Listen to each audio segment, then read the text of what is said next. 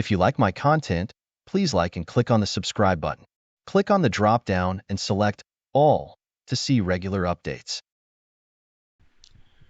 Greetings everyone, welcome back to my channel Data Sculptor.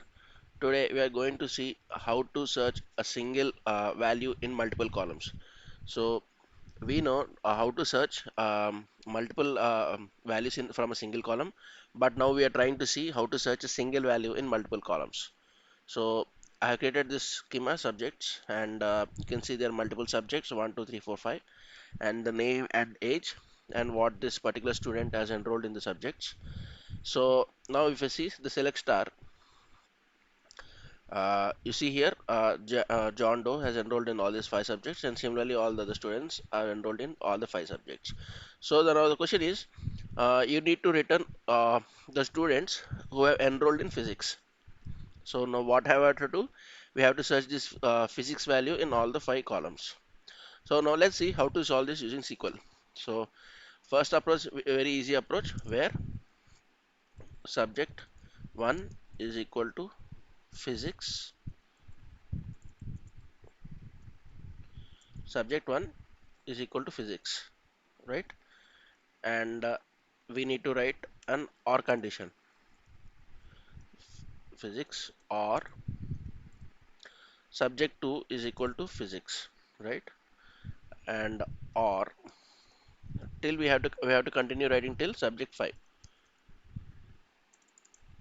Okay, so subject 2 we have written, subject 3, subject 4, subject 5.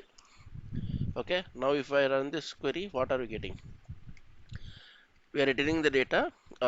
These two students, John Doe and Jane Smith, are have enrolled in physics.